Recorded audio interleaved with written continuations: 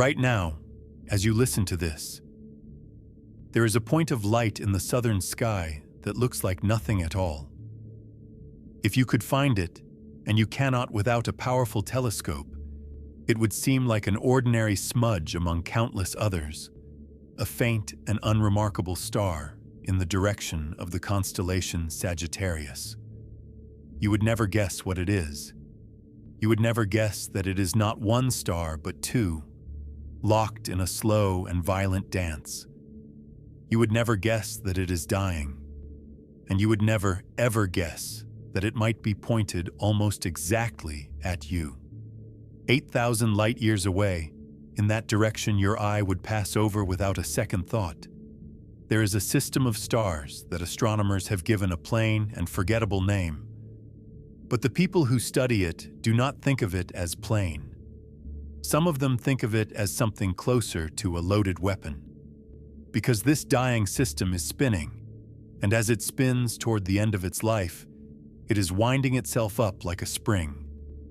And when a star like this finally lets go, it does not simply explode in all directions the way you might imagine. It can fire. It can channel an almost unthinkable amount of energy into two narrow beams, one out of each pole, like the twin barrels of a cosmic rifle.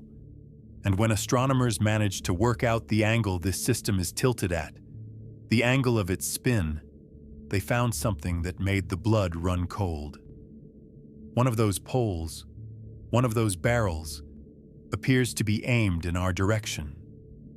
Tonight, we are going to look very closely at that weapon in the sky. We are going to understand what it is, how it formed, and why a single object so impossibly far away could matter to a small, wet world like ours. We are going to learn what would actually happen if it ever fired in our direction. And the answer is not what you would expect, because it would not burn us. It would not blind us in a flash. It would not announce itself with any drama at all. It would do something far quieter and far more patient. We are going to find the fingerprints of an event that may have already done exactly this to our planet hundreds of millions of years ago, a scar in the fossil record that has no other easy explanation. And we are going to confront the single most unsettling fact about this whole subject, which is this. The thing is 8,000 light-years away. Light takes 8,000 years to cross that distance, so if it fired tonight, we would not find out for 8,000 years. But that also means that if it fired 7,000 years ago, while the first human cities were being built, the wave would already be on its way, crossing the dark at the speed of light, and we would have no possible way of knowing that it was coming until the instant it arrived. But before we can talk about the barrel pointed at us, we have to understand the kind of star that becomes a gun. Because most stars do not. Most stars, including our own sun, live long, steady, uneventful lives and die quiet deaths. To become a weapon capable of reaching across 8,000 light-years and damaging a planet, a star has to be a very particular kind of monster. Our sun is, by the standards of the galaxy, a small and ordinary star. It is a calm furnace. For billions of years, it has burned at a steady rate, turning hydrogen into helium in its core, releasing the warmth that has kept this planet alive. When our sun finally exhausts its fuel, billions of years from now, it will not explode. It will swell into a bloated red giant, shed its outer layers gently into space, and leave behind a small, dense, slowly cooling ember. It is a peaceful end for a peaceful star. Our sun will never threaten anything. It is simply too small to be dangerous in the way we are about to describe.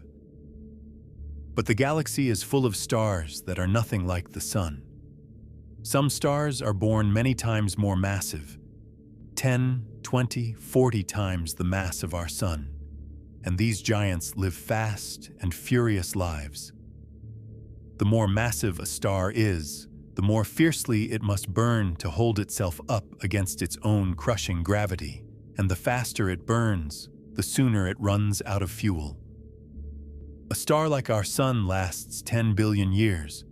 A truly massive star might last only a few million.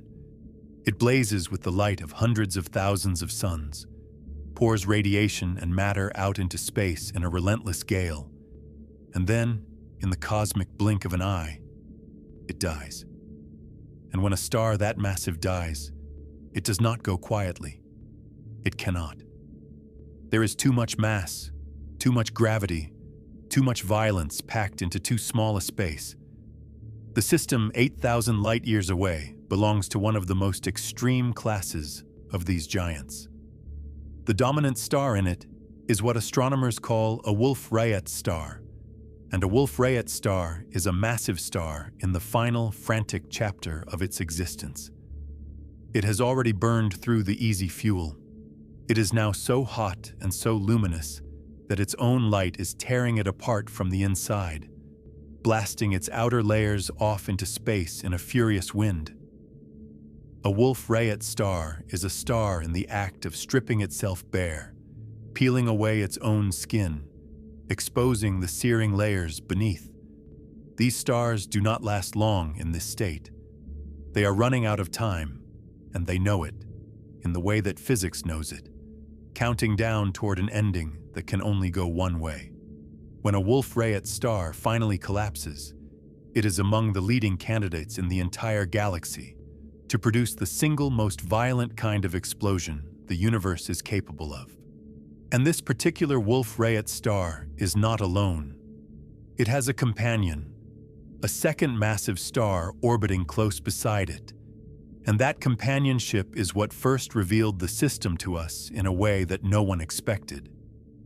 Because both stars are pouring out tremendous winds of gas, and where the two winds slam into each other in the space between the stars, they compress and heat the material until it forms dust. And as the two stars orbit one another, that dusty collision point sweeps around and around, like the stream of water from a spinning garden sprinkler, trailing a long curving arm of dust out into space. Over many orbits, this builds up into one of the most beautiful and eerie structures in the sky, a spiral, a perfect, glowing pinwheel of dust, winding outward from the heart of the system in a graceful curve, turning slowly as the stars dance. When astronomers first imaged this pinwheel, using one of the great telescopes in the late 1990s, they were stunned by how clean and symmetric it was. A near-perfect spiral. And that symmetry was not just pretty. It was a clue, and it was a frightening one. Because to see a spiral that clean and that circular, you have to be looking at it from almost directly above. If you were looking at the pinwheel from the side, edge on, it would not look like a spiral at all. It would look like a thin streak. The fact that we see a beautiful, open, circular pinwheel means that we are looking down on the system from nearly straight above its orbital plane. We are looking, in other words, almost directly down the axis around which the whole system spins. And the axis around which a dying massive star spins is exactly the direction in which, when it dies, it is most likely to fire. To understand why the axis matters so much, we have to walk through what happens in the final moments of a massive star's life. Because the ending is not just an explosion, it is a precisely shaped explosion, and the shape is everything. When a massive star runs out of fuel, the trouble begins in the core. For its entire life, the star has been held up by a delicate balance.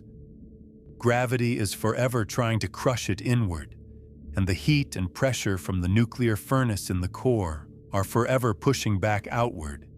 And as long as the furnace burns, the two forces hold each other in a standoff. But the furnace runs on fuel, and the fuel does not last forever.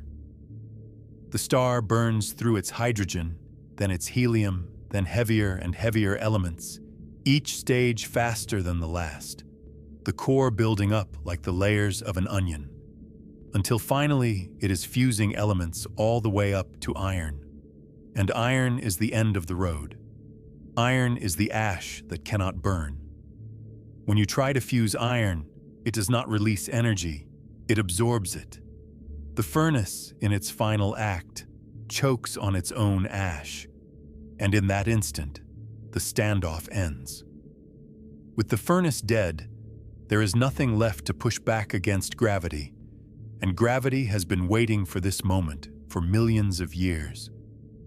The core, a ball of iron larger than the Earth, collapses in on itself in less than a single second. It falls inward at a substantial fraction of the speed of light, crushing matter to densities almost beyond comprehension, until the very atoms are crushed out of existence, and the core becomes either an impossibly dense ball of neutrons, or, if the star was massive enough, something even more extreme. Something from which not even light can escape. A black hole, newly born in the heart of a dying star. For an ordinary massive star, this collapse drives a shock wave outward that blows the rest of the star apart in a supernova, one of the brightest events in the universe.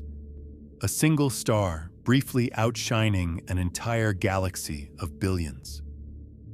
That alone is one of the most violent things that can happen.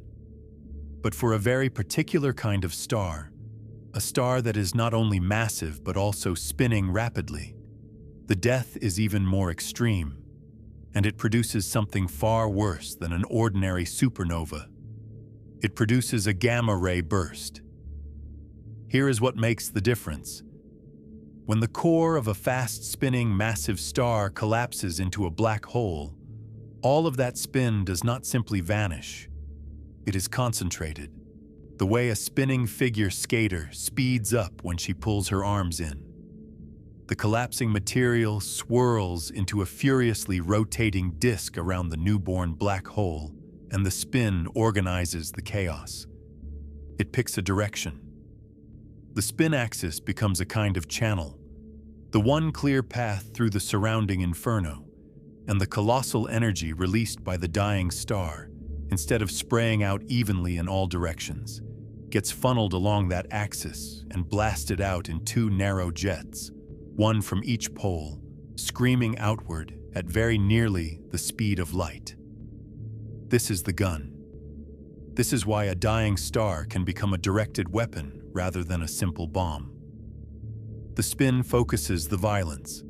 It takes an explosion that would otherwise be spread thinly across the whole sky and concentrates it into two tight beams. And along those beams, the intensity is multiplied enormously, because all the energy that would have gone in every direction is instead crammed into a sliver. If you are standing off to the side of one of these dying stars, you might see a bright supernova and nothing more. But if you happen to be standing in the path of one of the jets, looking straight down the barrel, you experience something on an entirely different scale. You experience the full, concentrated fury of a star's death funneled directly at you. And the beams are narrow.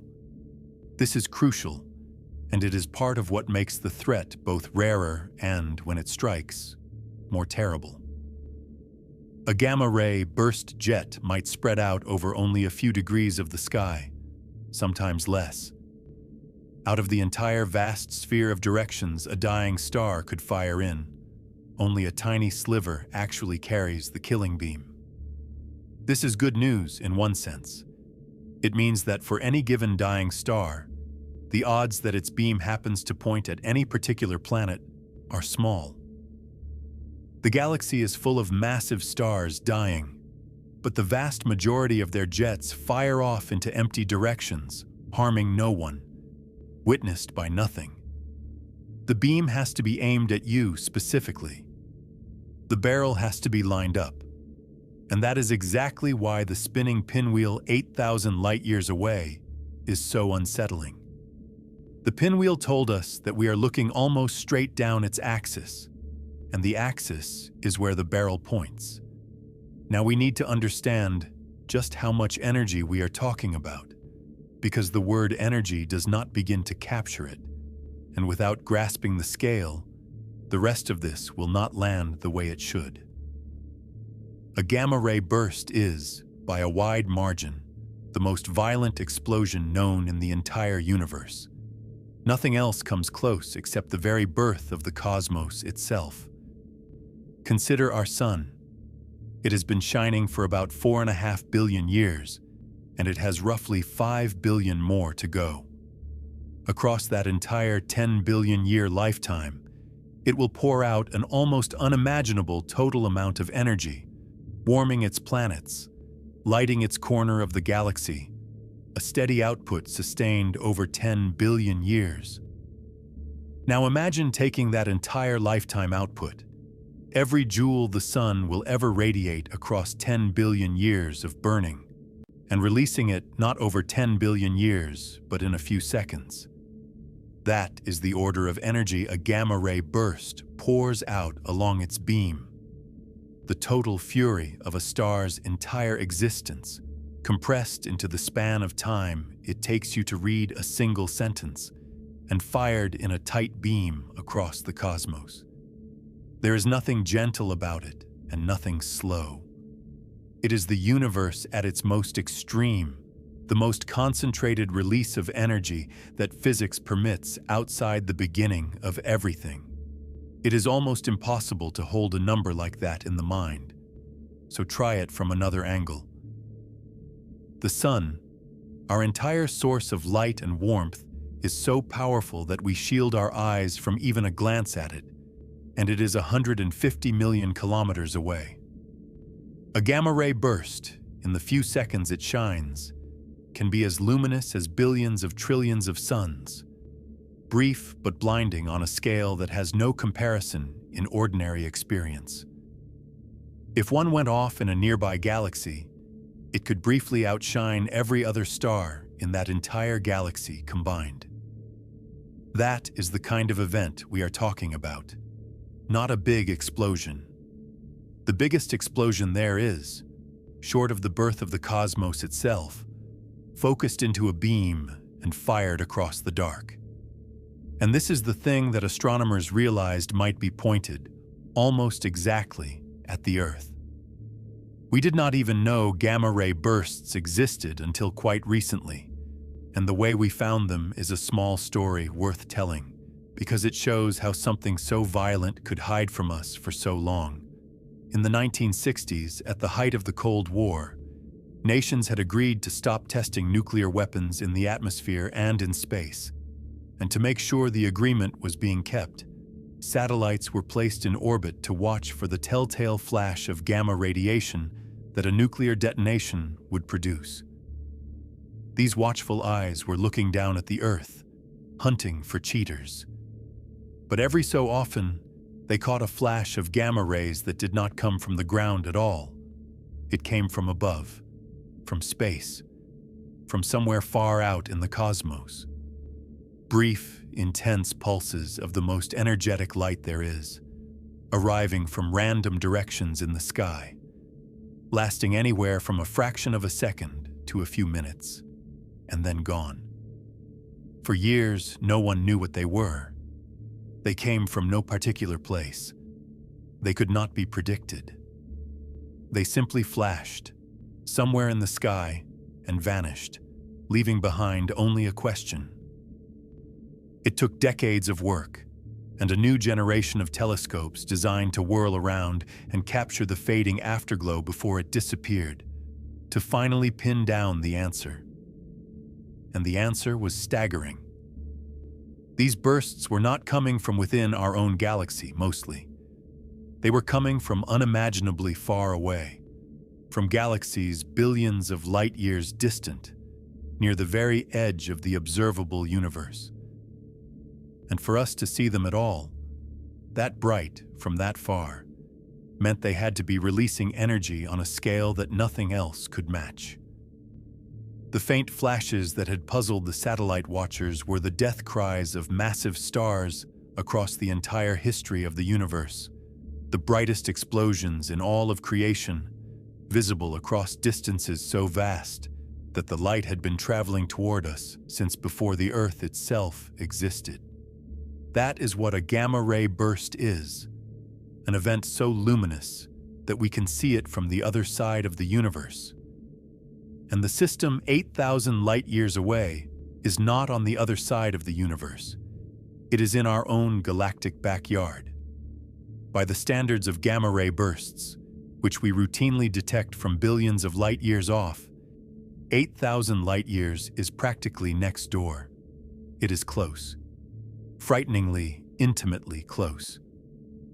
So let us return to the measurement that started the alarm. When astronomers studied the pinwheel of dust spiraling out from the system, the near-perfect symmetry of that spiral told them they were viewing it almost from directly above, looking down the rotation axis. Their early analysis suggested that the axis, and therefore the direction a future jet would most likely fire, was tilted only a small angle away from a direct line to Earth. Not aimed perfectly at us, but close. Close enough that within the uncertainty of the measurement, a direct hit could not be ruled out. The barrel was not obviously pointed somewhere safe. It was pointed somewhere in our general vicinity, and the possibility that our vicinity included us specifically was real enough to take seriously. Now, in fairness, and because the truth matters more than the fright, this is a question that scientists have continued to study, and the picture has grown more complicated and, in some ways, more reassuring. Later observations, using different techniques to probe the motion of the two stars more directly, suggested that the tilt of the system might be larger than the early pinwheel images implied. If those later measurements are right, the axis could be angled further away from us, perhaps far enough that a future jet would miss the Earth, sweeping harmlessly past at an angle rather than striking us head-on. The honest state of the science is that we do not know the exact angle with certainty. Different methods give somewhat different answers. The system sits in that uncomfortable zone where it is close enough and oriented closely enough that we cannot confidently say it poses no threat, but where we also cannot confidently say that it does. It is a maybe. A loaded maybe 8,000 light-years away, and we are still working out exactly where the barrel points. There is a further uncertainty, and it cuts in our favor, so it is worth knowing. Not every massive star that dies produces a gamma-ray burst. In fact, in a galaxy like our own Milky Way, the conditions required to make one of these focused jets may be relatively hard to meet. The leading idea is that gamma-ray bursts come most readily from stars that are not only massive and fast-spinning, but also relatively poor in heavy elements. The kind of stars that were more common in the early universe and are somewhat rarer in a mature, chemically enriched galaxy like ours today. Our galaxy is rich in the heavier elements built up over billions of years of stellar generations, and that richness may actually suppress the formation of the most powerful jets. So it is genuinely possible that the system 8,000 light-years away will die in a tremendous supernova without ever producing a focused gamma-ray burst at all, blasting its energy out in all directions rather than channeling it into a deadly beam. We cannot be sure of that either, but it is a real possibility, and it belongs in the picture alongside the fear. So hold the two halves of it together, the way the truth requires. The system is a Wolf-Rayet star spiraling toward death, of exactly the type that can produce the most violent explosion in the universe. It is close, by cosmic standards almost next door, and it appears to be oriented so that we are looking down something near its firing axis. Those facts are real, and they are unsettling. But the exact angle is uncertain and may point away from us, and the explosion it produces may not be a focused beam at all. The danger is real, and the danger is uncertain, and both of those things are true at the same time.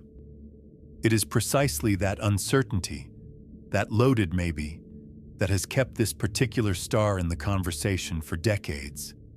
It sits at the intersection of close enough to matter and aimed closely enough to worry, and no one has been able to fully close the question.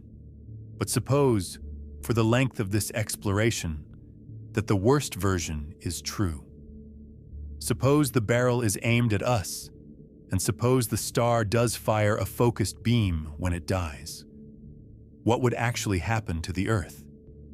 This is where most people's imagination goes wrong, because the reality is stranger and quieter, and in some ways more horrifying than the fireball most of us would picture.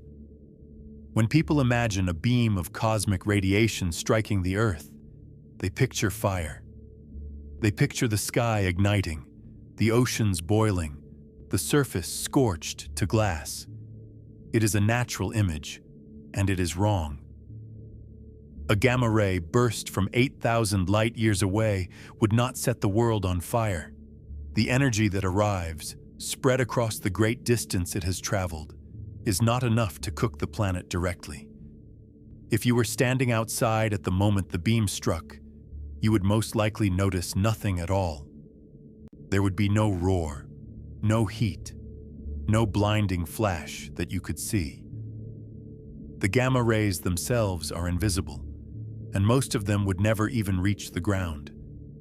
They would slam into the upper atmosphere and be absorbed high above your head, dozens of kilometers up, in the thin air at the edge of space. You would go on with your day, completely unaware that the planet had just been struck by the most violent kind of explosion in the universe. The catastrophe would not begin in that instant. It would begin in the weeks and months and years that followed, and it would begin in a place you cannot see and have never thought to fear. It would begin in the chemistry of the air itself. To understand it, you have to understand a thin and fragile layer high in the atmosphere that you owe your life to and have probably never once thanked. The ozone layer. Far above the weather, far above the clouds, there is a region where a particular form of oxygen, ozone, collects in a delicate band. This band is not thick. If you could gather all the ozone in the atmosphere and bring it down to the surface, it would form a layer only a few millimeters deep, thinner than a coin.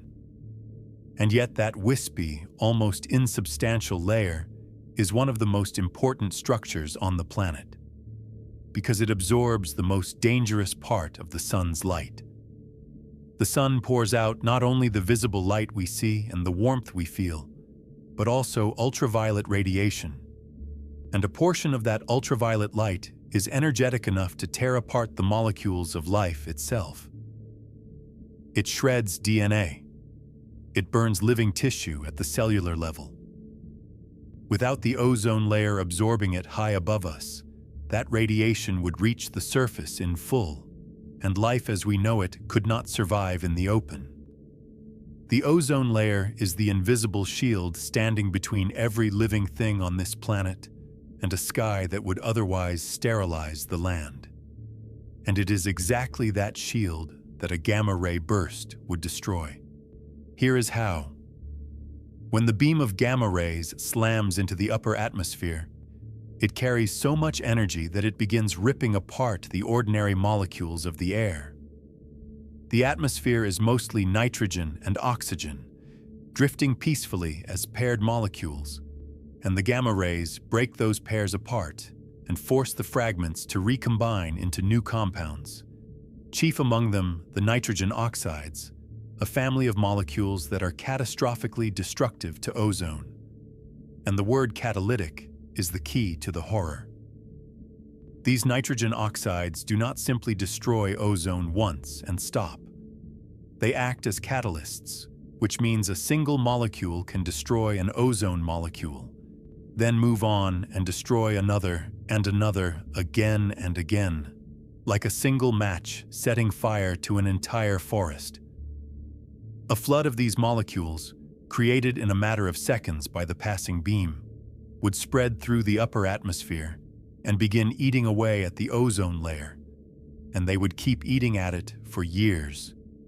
Because the chemistry that removes them is slow, and the damage they do while they linger is enormous. Within a short time, much of the ozone layer would be gone. Studies of this scenario suggest that a nearby gamma-ray burst could destroy a large fraction of the planet's ozone, and not just over the spot it struck, but globally, as the upper atmosphere mixes and carries the destruction around the world. The shield that took the planet ages to build would be torn open in seconds and would stay open for years.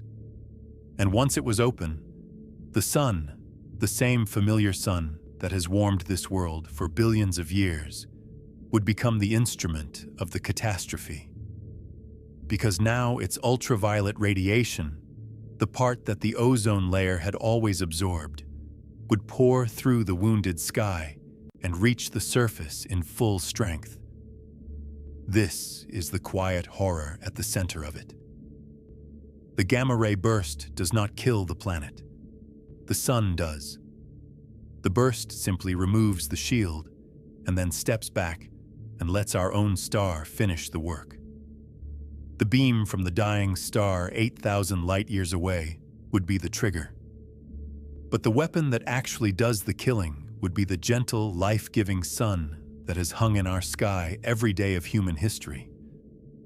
Turned by a single distant event from a source of life into a source of slow destruction. There is a grim geometry to how the strike would be distributed across the planet. And it is worth understanding because it shows how a single beam from one direction becomes a global catastrophe. The beam arrives from one particular point in the sky, which means that at the moment it strikes, only one hemisphere of the Earth faces it. The half of the planet turned toward the dying star takes the direct blow. Its upper atmosphere flooded with the radiation, the destructive chemistry igniting there first and most fiercely.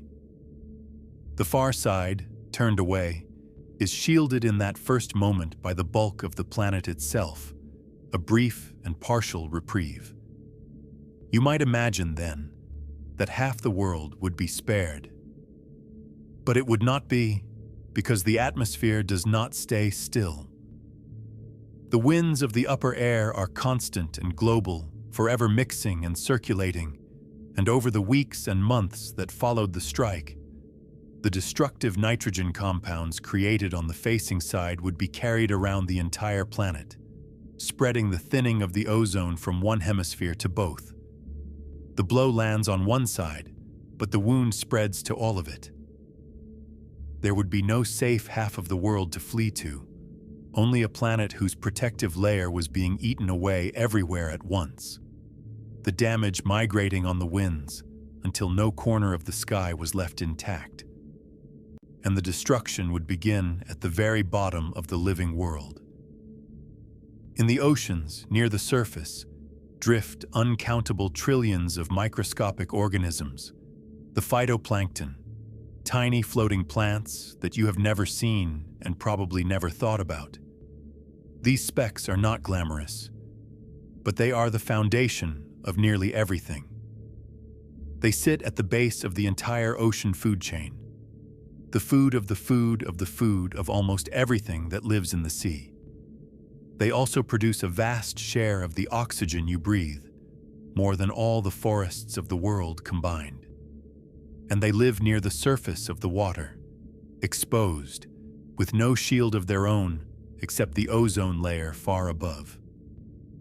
When the ultraviolet radiation comes pouring through the broken sky, the phytoplankton are among the first to die, scorched at the cellular level by light they have no defense against. And when the base of the food chain collapses, everything built on top of it begins to collapse too, link by link, all the way up. The small fish that eat the plankton starve. The larger fish that eat the small fish starve. The chain unravels from the bottom, slowly, over months and years. A great ecological cascade set in motion by a beam of light from a star that died long before any of it began. On land, the story would be no kinder. Plants damaged by the rising ultraviolet, crops failing, the animals that depend on them following close behind. And there is one more cruel twist in the chemistry. The same nitrogen oxides that destroy the ozone can also tint the sky, forming a brownish haze high in the atmosphere that would dim the sunlight reaching the ground, cooling the surface and disrupting the climate even as the ultraviolet poured through. So the world would face two assaults at once: more harmful radiation getting in, and less of the helpful light and warmth getting through. The atmosphere itself turned against the life it had always sheltered. This is not a fireball. It is something far slower and far more total. It is the unraveling of the thin web of conditions that makes a living planet possible, pulled apart not in an instant of flame, but over the long, grinding seasons that follow a single silent strike. Now here is where the story turns from a frightening possibility into something that may have already happened. Because when scientists worked out what a nearby gamma-ray burst would do to the Earth, the slow ozone collapse, the ultraviolet flood, the death of the small surface-dwelling life first, the cascade upward through the food chain, they realized they were describing a very specific pattern of destruction. A signature. A particular way of killing that would leave particular fingerprints in the rock. And then someone looked at the fossil record, at the great extinctions that punctuate the history of life on this planet, and asked a chilling question. Has anything like this ever happened before? The Earth has suffered several mass extinctions, moments when a large fraction of all living species vanished in a relatively short span of geological time. Most people have heard of the one that ended the age of the dinosaurs, caused by a great asteroid striking the Earth. But that was not the only one, and it was not even the most severe. Long before the dinosaurs, long before there was anything walking on land at all, there was an extinction so devastating that it ranks among the worst the planet has ever endured. It happened roughly 445 million years ago, in a period when nearly all complex life still lived in the sea, and it wiped out a staggering proportion of the species then alive. For a long time, the leading explanation was a sudden ice age, a global cooling that froze the shallow seas where so much life had flourished. But there were details about this particular extinction that did not quite fit the simple ice age story, and that is what drew the attention of the scientists studying gamma-ray bursts. The pattern of who died and where carried clues. The extinction seemed to fall hardest on the organisms that lived near the surface of the water, in the shallow, sunlit upper layers of the sea, exactly the zone that would be most exposed if the ozone shield were torn away and the ultraviolet came flooding in. Creatures that lived deeper, shielded by the water above them, fared somewhat better. This is precisely the pattern you would expect not from cold, which would affect the whole water column, but from a burst of radiation arriving from the sky and striking the surface dwellers first. And there was the timing too, a sudden onset, a sharp blow rather than a gradual decline. None of this proves that a gamma-ray burst caused the extinction. It is not proof. It is a suspicion, a hypothesis, one possible explanation among others. And many scientists favor other causes or a combination of factors. But it is a suspicion that will not go away, because the fingerprints match so uncomfortably well. The way that ancient catastrophe killed looks disturbingly like the way a gamma-ray burst would kill. Sit with what that would mean if it were true. It would mean that this is not a theoretical danger, not a what-if dreamed up by anxious astronomers, but something that has already happened to our planet at least once. It would mean that somewhere out in the galaxy, hundreds of millions of years ago, a massive star spun itself up and died and fired a beam of unthinkable energy across thousands of light years of empty space. And that beam happened to be aimed at a small blue world where life was still confined to the oceans. And it struck, and it tore open the sky, and it reset the history of life on Earth. It would mean that the great branching tree of life that eventually led to fish, and then to creatures that crawled onto land, and then to everything that has ever walked or flown or thought, grew the way it did in part because of the shape of a catastrophe delivered from the death of a distant star. The path that led, eventually, to you may have been carved by a weapon fired in the dark long before the first creature ever drew breath on land. We cannot be certain. The rock keeps its secrets, and 445 million years is a long time for any fingerprint to survive. But the possibility is real, and it changes how you have to think about the system 8,000 light years away. Because if a gamma-ray burst has struck the Earth before, from somewhere in our own galaxy, then it is not a freak impossibility. It is a thing that happens, rarely, on the long timescales over which the galaxy lives and stars die. It is part of the background hazard of existing on a small planet in a galaxy full of dying giants. The question is not whether such a thing can happen. The fossil record may already be whispering that it has. The question is only when it will happen again, and whether, when it does, the barrel will be pointed our way.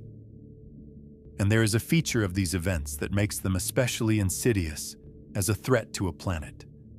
More insidious than asteroids or nearby supernova in one specific and unnerving respect. A dangerous asteroid can, in principle, be seen. We can scan the sky, catalog the rocks that cross our orbit, track them, predict their paths years or decades in advance. The threat from space that comes as a physical object gives us, at least in principle, the gift of warning. But a gamma-ray burst gives no such gift. It cannot be tracked because it travels at the speed of light, and that single fact opens onto the most disturbing aspect of this entire subject, the one that, once you understand it, is very hard to stop thinking about. The light from the system 8,000 light years away takes 8,000 years to reach us. This is not a quirk or an estimate. It is the iron rule of the universe. Nothing travels faster than light, and the gamma rays from a burst travel at exactly the speed of light, no faster. So when you look at that faint smudge in the direction of Sagittarius, you are not seeing it as it is tonight. You are seeing light that left it 8,000 years ago. Light that began its journey when the very first human cities were rising out of the mud. When writing had not yet been invented. When the whole of recorded human history was still ahead of us. The star you would see, if you could see it, is a portrait from the deep past. Whatever it is doing right now, tonight, this very instant, is a secret it will not share with us for another 8,000 years. Now follow that thought to its cold conclusion. The star may have already died. It may have fired its beam centuries ago or millennia ago, while empires we have forgotten rose and fell. If it fired 1,000 years ago, the wave of gamma rays would already have crossed 1,000 light years of darkness toward us, with 7,000 still to go. If it fired 3,000 years ago, the wave would already be most of a third of the way here. We would have absolutely no way of knowing. There would be no sign, no warning, no flicker in the sky to betray that the weapon had already gone off and the round was already in flight. The light that would tell us the star had fired travels at exactly the same speed as the radiation that would do the harm. The messenger and the blow are one and the same. They leave together, they travel together, and they arrive together. There is no moment in which we could see the burst coming and brace ourselves, because the seeing and the striking are the same event. This is the feature that sets a gamma-ray burst apart from nearly every other catastrophe the universe can throw at a planet. Every warning we have ever relied on depends on something reaching us ahead of the danger, some signal that outruns the threat. The flash before the thunder, the growing light of an approaching object, the tremor before the wave. In almost every disaster, light races ahead to give us the chance to know. But a gamma-ray burst moves at the speed of its own announcement. There is no ahead. There is no head start. For the entire stretch of human history, the sky and the direction of that star would look completely ordinary, completely safe, right up until the instant, if it ever comes, that the beam arrives. And by then, the knowing and the happening would be the same single moment. And so we are left in a strange and vertiginous position. We can look at the star. We can study its pinwheel of dust. We can measure its angle and argue about whether the barrel points our way. But we are studying a portrait that is 8,000 years out of date. And the truth about its present state, whether it still lives or has already fired, is information that is physically locked away from us, sealed behind 8,000 light-years of space, traveling toward us no faster than the danger it might carry. We are not watching the gun in real time. We are watching a very old photograph of the gun, and we cannot tell from the photograph whether the trigger has already been pulled. There is something almost unbearable about that helplessness, and it is worth being honest about the shape of it, because the shape is unusual. With most fears, there is something to do. You can prepare, you can flee, you can build, you can watch. But here, there is nothing. Even in the worst case, even if the beam is aimed precisely at us and the star has already fired and the wave is even now crossing the dark, there is not a single action any human being could take that would change the outcome. You cannot dodge light. You cannot shield a planet from radiation that arrives from a quarter of the way across the galaxy with no notice. The only honest response to this particular danger is to understand it, to hold it in the mind, and then to set it down, because there is nothing else that can be done with it. It is a fear that resists every instinct we have for managing fear. It cannot be fought, only known. But before that helplessness swallows everything, the truth has another side, and it is a side that matters just as much as the fear, perhaps more. Because while the danger is real, the odds are extraordinarily, overwhelmingly in our favor, and the reasons why are worth understanding as carefully as the reasons to worry. The helplessness is real, but the threat, when you actually weigh it, is faint enough that no one should lose a night of sleep over it. Let us look honestly at why. Start with the angle, because it is the heart of the matter. For a gamma-ray burst to harm us, the beam has to point at us, and the beam is narrow. We have already seen how the spin of a dying star funnels its energy into a tight jet only a few degrees wide. That narrowness, which makes the beam so deadly to anything caught in it, also makes it very unlikely to catch any particular target. Picture a lighthouse sweeping its beam across a vast, dark sea. The beam is blinding if it falls on you, but at any given instant it is pointing at almost nothing, sweeping across empty water. A gamma-ray jet is like that beam, except it does not even sweep. It fires once, in one fixed direction, and that direction has to happen to line up with us. Out of all the directions the dying star could fire in, only a thin sliver leads to Earth. And while the pinwheel does suggest we are looking down something near its axis, the later and more direct measurements of the system hint that the true tilt may be larger, that the barrel may point off at an angle that misses us. We do not know for certain, but the most likely reading of the better measurements leans toward a miss, not a hit.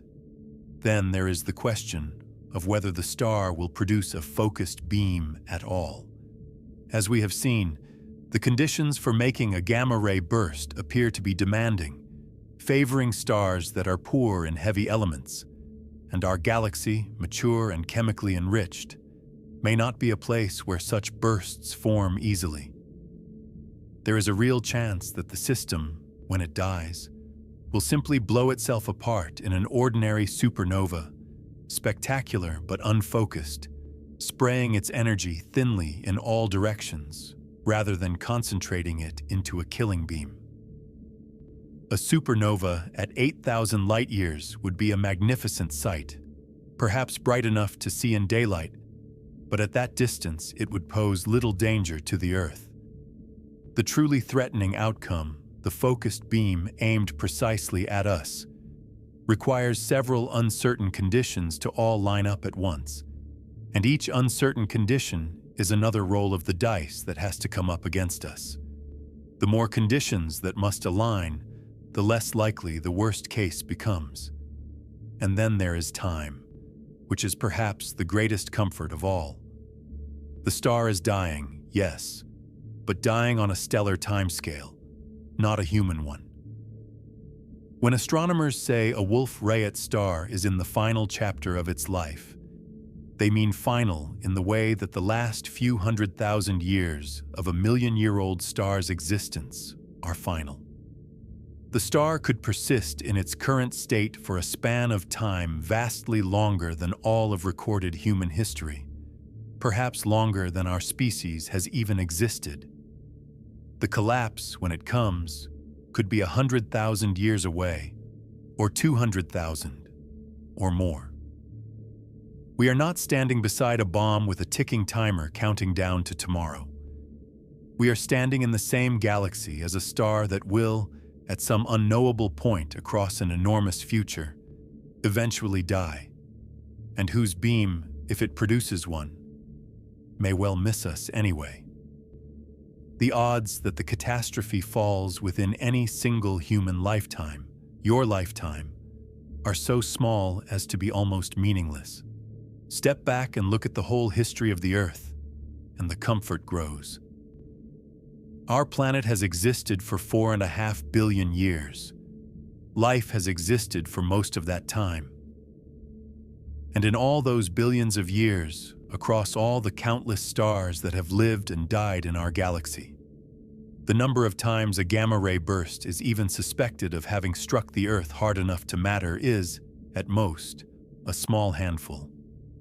And even those cases are uncertain and debated. These events are rare, profoundly rare.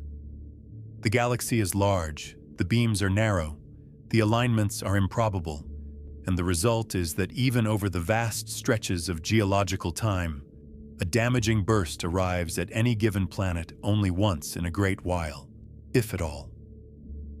We are not living under a constant bombardment. We are living in a galaxy where this is one of the rarer ways for things to go wrong, a danger that is real on the timescale of hundreds of millions of years, but vanishingly unlikely on the timescale of a human life. So here, as with so many of the universe's deepest dangers, we are left holding two truths that refuse to collapse into one. The first is that the threat is genuine. There really is a dying giant 8,000 light-years away, of exactly the type that can produce the most violent explosion in the universe, oriented in a way that we cannot entirely rule out as a threat. The fossil record may even whisper that such an event has struck our world before. These are not fantasies. They are real features of a real and sometimes hostile cosmos. But the second truth is that the danger, when honestly weighed, is remote almost beyond reckoning. The angle probably misses. The beam may never form. The death is likely far in the future. And the whole history of our planet testifies to how rarely this particular catastrophe actually arrives. The danger is real, and the danger is negligible. And the mind, which wants a single clean answer, must learn to carry both. What you should not do, having understood all this, is lie awake at night, staring toward Sagittarius. There is no reason to. The far more useful thing this knowledge offers is not fear, but perspective, a way of seeing the sky and your place beneath it that you did not have before. Because once you understand that the points of light scattered across the night are not gentle decorations, but distant suns, some of them dying, some of them capable of violence on a scale that dwarfs anything in human experience, the sky stops being a backdrop and becomes something else entirely. It becomes a record of a vast and ancient drama, mostly playing out at distances so great that it can never touch us, occasionally close enough to matter, and the simple fact that we are here at all, unharmed, beneath a sky full of such power, begins to look less like the boring default and more like a quiet and ongoing piece of good fortune. Consider for a moment just how thin the things are that keep us alive. We talk about the Earth as a sturdy, solid place, a great ball of rock and ocean, and against the scale of a human body, it is unimaginably vast. But the parts that actually protect us from the violence of space are not vast at all. They are gossamer. They are almost nothing. The atmosphere, the whole breathable envelope of air that holds in our warmth and lets us live, is shockingly shallow. If you could shrink the Earth to the size of an apple, the atmosphere would be thinner than the apple's skin. The portion of it dense enough to breathe, the layer where weather happens and where every bird that has ever flown has flown, is only a few kilometers deep, a film so slight that on a clear day you can drive its full vertical depth in the time it takes to listen to a song. Above that, the air thins rapidly into near nothing, and then into the vacuum of space. Everything you have ever loved, every living thing that has ever existed, every breath ever drawn, has happened inside that thin film clinging to the surface of a rock spinning in the dark. And the ozone layer, the shield that stops the sun's most dangerous radiation, is thinner still, a wisp within the film. The few millimeters of protective molecules we spoke of earlier. The line between a living world and a sterile one is, quite literally, that thin. Then there is the magnetic field, another shield you cannot see and have never thanked. Deep in the Earth's core, currents of molten metal generate a magnetic field that reaches far out into space, and this invisible field deflects much of the constant stream of charged particles that the sun flings at us, the solar wind that would otherwise slowly strip our atmosphere away. We know this matters because we can see what happens to a world without it. Mars once had a thicker atmosphere, and very likely liquid water on its surface. But Mars is smaller, its core cooled, its magnetic field faded, and over hundreds of millions of years, the solar wind scoured its air away into space until the planet became the cold, thin, dead world we see today. The same sun, the same solar wind, blowing against a world that had lost its shield. Mars is a warning written across an entire planet. It shows us what we are protected from by reminding us what happens when the protection fails. So picture it now, the true situation, stripped of the comfortable illusion of solidity. A small rocky world, wrapped in a film of air thinner than an apple's skin, sheltered beneath a wisp of ozone and an invisible magnetic veil, spinning through a galaxy that contains, scattered across its 100 billion stars, a certain number of dying giants capable of firing beams of annihilating energy across thousands of light years. We are not armored. We are not safe in any absolute sense. We are a fragile thing, protected by fragile shields, sailing through a sometimes violent sea. And the fact that those thin shields have held, that the atmosphere has stayed, that the ozone has done its quiet work, that no beam has found us in all the long ages life has existed here, is not something we are owed. It is something we have been given by circumstance, by position, by a long run of cosmic good fortune that we did nothing to earn and rarely pause to notice. And position, it turns out, matters enormously, more than most people ever realize. We tend to think of a planet's habitability as a question of its distance from its star, whether it sits in the comfortable zone where water can be liquid, not too hot and not too cold. But there is a larger zone that matters too, a galactic one. Where a star sits within its galaxy shapes how dangerous its neighborhood is. Toward the crowded center of our galaxy, stars are packed close together, and that density brings hazards, more frequent stellar explosions, more radiation, more gravitational disturbance, more chances for a nearby catastrophe. Out in the sparse and lonely edges, other problems arise. But there is a middle region, neither too crowded nor too barren, where the dangers are fewer and the conditions steadier, a kind of quiet suburb of the galaxy. And our sun, as it happens, sits in just such a region, far out from the violent core, in a calm and relatively spacious stretch of one of the spiral arms, where dangerous neighbors are few and far between. This is part of why we are here to wonder about any of it. We did not simply land in a habitable zone around a stable star. We landed in a relatively peaceful neighborhood of a relatively peaceful galaxy, far from the worst of the crowding and the violence, in a pocket of the cosmos quiet enough to let the long, slow, fragile process of life unfold over billions of uninterrupted years. The very fact that there has been time for life to arise and complexify, and eventually produce a creature capable of building telescopes and measuring the angles of distant dying stars, is itself a testament to how sheltered our position has been. A world in a more dangerous part of the galaxy, struck more often by the beams and blasts of dying giants, might never have had the long stretch of calm that complex life requires. We exist in the quiet because the quiet is what made us possible. There is something worth pausing on in the simple fact that we know any of this at all. For the entire span of human history, for all the thousands of generations who looked up at that same patch of sky in the direction of Sagittarius, no one had the faintest idea what was there.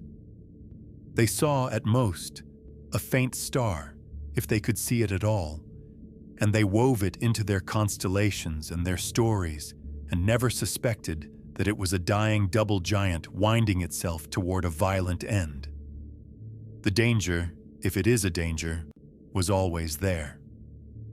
The barrel, whatever angle it points, was always pointed, but no one knew because no one could know. The knowledge required telescopes that could resolve a spiral of dust 8,000 light years away. It required an understanding of how massive stars die, built up over a century of physics. It required the accident of those Cold War satellites catching mysterious flashes from the depths of space. We are, quite literally, the first humans who have ever been able to look at that point of light and understand what it is. That is a strange and heavy gift. Every generation before us lived in a kind of innocence, sheltered not by any greater safety, but simply by not knowing. We have traded that innocence for understanding, and understanding always comes with a cost, because to understand the cosmos truly is to understand that it contains forces vastly larger than ourselves, indifferent to us, capable of ending worlds. Our ancestors slept soundly beneath a sky they did not understand. We sleep beneath a sky we understand far better, and that understanding includes the knowledge of the dying giant and the beam and the thin shields that protect us. But here is the thing to hold on to. The knowledge does not make us less safe. The danger was always there. All the knowledge does is let us see clearly the world we have always lived in, and seeing clearly, in the end, is not a curse. It is the thing that makes us what we are. We are the part of the universe that has woken up enough to look at itself and understand, even when what we understand is frightening. And there is a strange dignity in that waking. Think of what it actually means that a species on a small wet planet, made of the scattered ash of long-dead stars, has managed to look out across 8,000 light-years of empty space, resolve the faint spiral of dust around a dying star, work out the physics of how such a star will end, calculate what its death might do to a planet, and recognize in the ancient rocks of its own world the possible fingerprint of just such an event from hundreds of millions of years ago. That is not a small thing. That is one of the most remarkable achievements in the history of life on Earth. The universe built out of the debris of dead stars, a creature capable of understanding how stars die. We are the cosmos contemplating its own violence and finding in the contemplation not only fear but a kind of awe that no creature before us was ever able to feel. Let your imagination do, one last time, the thing it has been straining toward. Picture the star itself, 8,000 light-years away in the moment of its death, seen from some safe and impossible vantage. For 100,000 years, it has been winding tighter, shedding its outer layers in that furious wind, spinning toward the end. And then the core gives way. In less than a second, a ball of iron larger than the Earth collapses into something impossibly dense and dark. The outer layers, suddenly unsupported, begin to fall, and the spin organizes the chaos. And along the two poles, the energy finds its channel and erupts. Two jets of annihilating radiation lance outward from the dying star, perpendicular and opposite, screaming into space at very nearly the speed of light, each one carrying in a few seconds the energy of a star's entire lifetime. From the side, you would see a brilliant supernova blooming, but along the axis, along the line the jets follow, there would be a needle of pure violence, invisible and silent, racing outward into the dark, spreading slowly as it goes, a cone of death widening as it crosses the light years.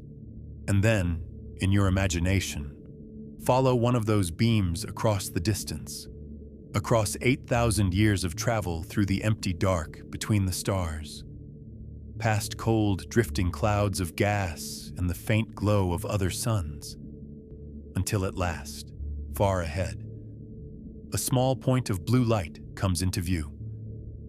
A world, a living world, wrapped in its thin film of air, beneath its wisp of ozone, turning slowly in the light of its own gentle star, utterly unaware of the needle of radiation closing the final distance toward it at the speed of light. On that world, beneath that thin shield, life goes about its day exactly as it always has.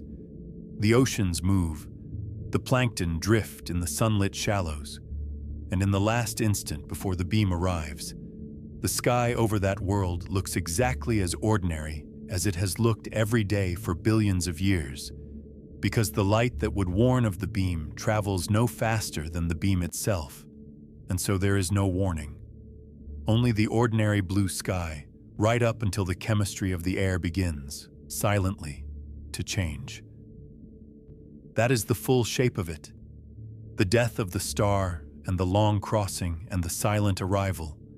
And it is a vision that could only ever be imagined, never witnessed, because no one on the receiving end could see the beam in flight, and no one in the beam's path could survive to describe its coming.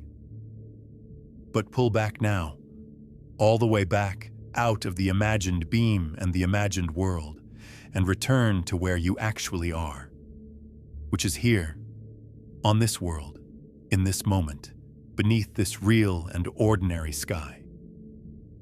Because the most important fact, the one that should outlast every chill this story has given you, is that the beam is not here.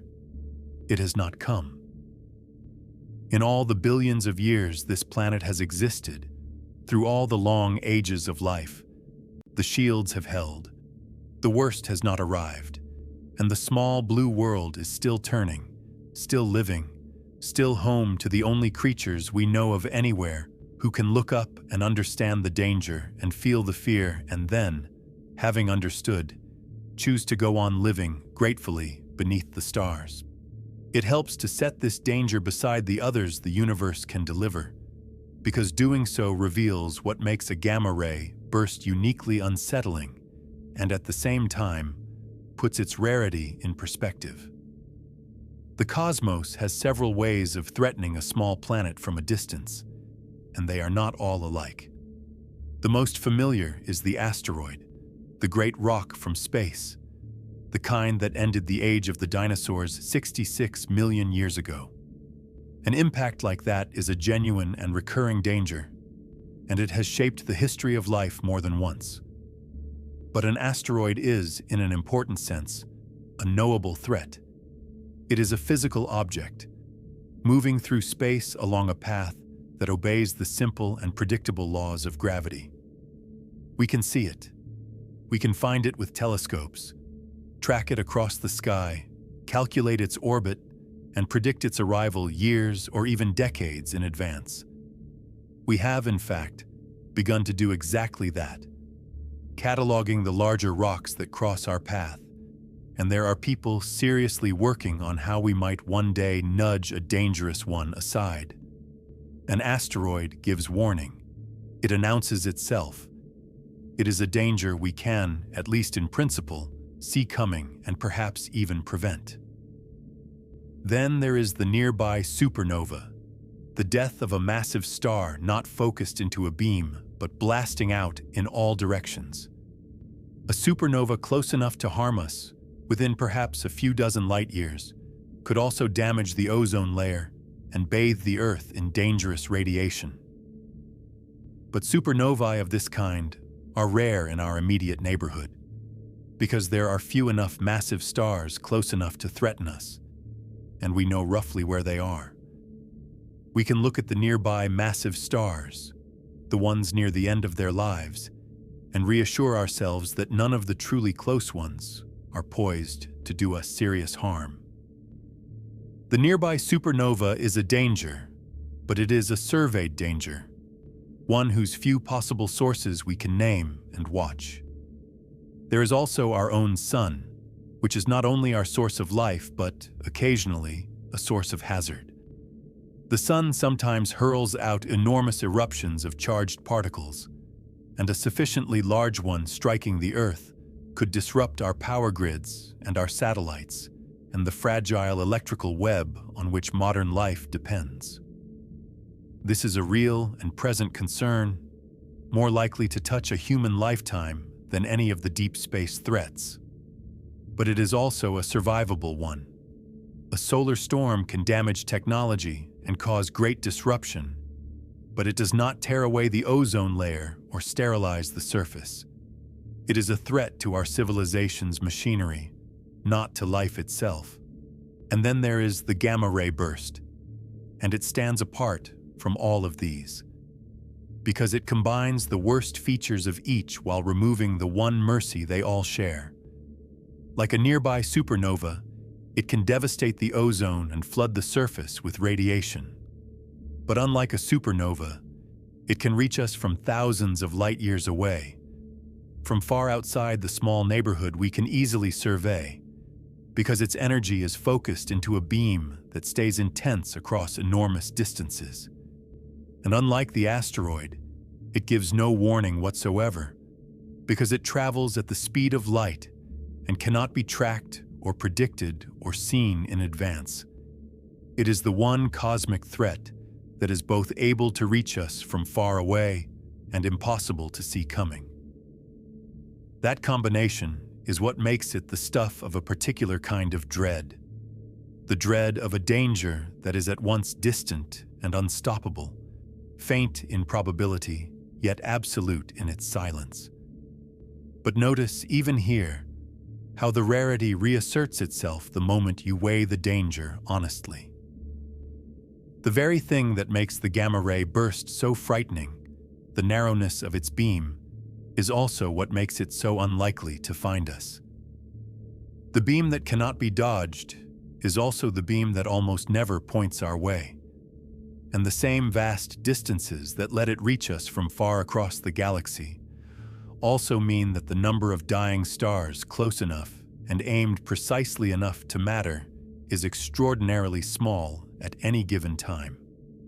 The dinosaurs' asteroid was a once-in-100 million-years event, and a devastating gamma-ray burst striking the Earth is, if anything, rarer still. We do not live under a constant threat from the sky. We live in a galaxy where, very occasionally, across the slow turning of geological ages, one of these things might happen, and where, far more often than not, the beams fire off into the empty dark and trouble no one at all. And here is the turn that this whole subject has been quietly building toward. The thing that transforms the fear into something larger and stranger and far more beautiful than fear. Because the massive dying stars that could, in principle, threaten us are not alien to us. They are not foreign monsters lurking in the dark. They are our makers. They are the source of nearly everything you are. Think about what your body is made of. The carbon in every cell, the oxygen you breathe and that fills your blood, the calcium in your bones, the iron that carries oxygen through your veins and gives your blood its color.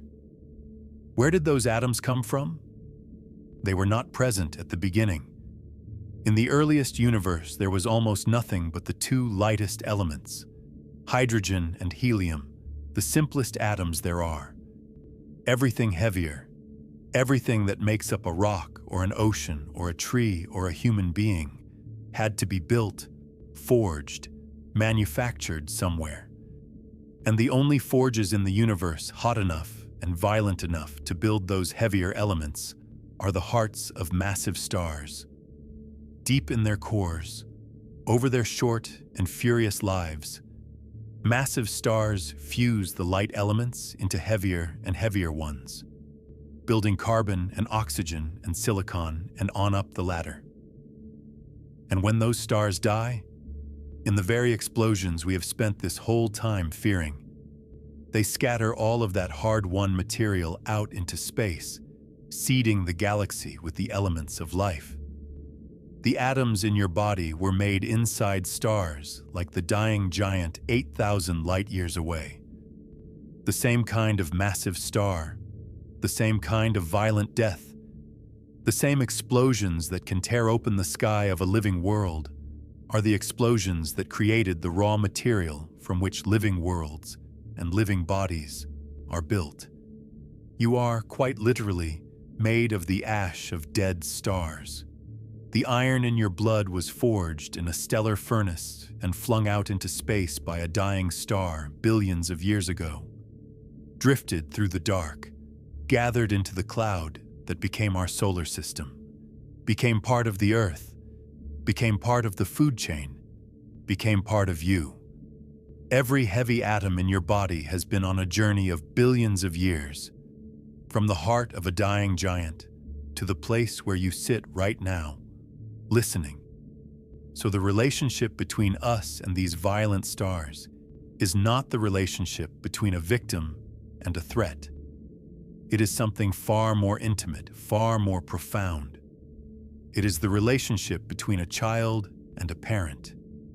The stars that can destroy worlds are the same stars that build the stuff worlds and life are made of. The same process, the death of a massive star, is at once the most dangerous thing the galaxy can do to a planet and the most generous, the thing that scatters the seeds of everything that can ever live. We fear these stars, and we should respect their power, but we are also their offspring, assembled from the material they made and released. To look out at the dying giant in Sagittarius and feel only fear is to miss the deeper truth, which is that we are looking at one of our own ancestors, a star of the very kind whose deaths, long ago, made our existence possible. There is a kind of cosmic reconciliation in that, if you let yourself feel it. The universe is not divided into the things that make us and the things that threaten us. They are often the very same things, seen from different angles, at different moments. The star that could harm us is kin to the stars that created us. The violence that could end a world is the same violence that, in countless other places and other times, has begun worlds. We live inside a cosmos that creates and destroys with the same hand, that builds the elements of life in the same furnaces that, on rare occasions, fire the beams that could end it. To understand that is to stop seeing the universe as either friendly or hostile, and to start seeing it as it actually is, vast and indifferent and astonishingly creative. A place where the same processes give and take, build and unmake, with no malice in any of it, only the blind and magnificent working out of physics on a scale we can barely comprehend. And against that backdrop, the simple fact of your existence becomes almost unbearably precious. You are a temporary, improbable arrangement of atoms that were forged in dying stars and scattered across the galaxy and gathered against staggering odds into a living, thinking being on a sheltered world in a quiet corner of a vast and dangerous galaxy. The shields have held. The beams have missed. The long calm has lasted just long enough for you to come into being and to look up and to understand, however briefly, the immense and violent and beautiful machinery of the cosmos that made you and that surrounds you still. That is not a small thing. That is, when you really see it, very close to a miracle, and it has been sitting in plain sight your entire life, disguised as the ordinary. It is no accident that thoughts like these tend to arrive at night. In the daylight, surrounded by the ordinary business of living, the dying giant in Sagittarius is the furthest thing from anyone's mind. There is work to be done and people to see, and 1,000 small concerns that fill the hours, and the deep architecture of the cosmos, the beams and the shields, and the slow turning of stellar lives, has no place in any of it. But at night, when the day's noise falls away, and the mind is finally free to wander, it tends to wander upward and outward, toward the things that are too large and too strange to think about while the sun is up. It wanders toward the questions of scale and time and danger and place, the questions that the daylight self keeps safely shelved. And it is there, in the quiet dark, that an idea like this one can take hold and grow, because it touches something the busy daytime mind never has to confront. The awareness, usually buried, that we are very small, very fragile, and very far from in control of the universe we inhabit. Most people, when that awareness surfaces, push it back down. They change the subject, reach for distraction, let the comfortable hum of ordinary life rush back in to fill the silence. And there is nothing wrong with that. We cannot live every hour staring into the abyss of cosmic scale. But there is another way to meet these thoughts when they come, and it is the way the people who study these things have learned to meet them across long careers spent looking directly at the most frightening features of reality. They do not flee the fear. They follow it.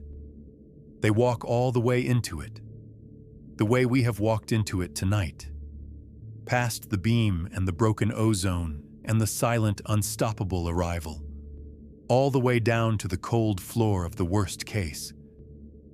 And then, having looked at it fully and honestly, they discover something that fleeing could never have given them.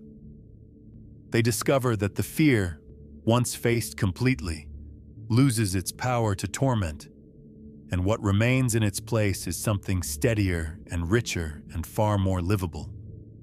Perspective, proportion, a clear-eyed sense of where we actually stand. Because here is what facing it honestly actually reveals. It reveals that the danger is real but remote, genuine but rare, possible but overwhelmingly unlikely to touch any life that will ever be lived.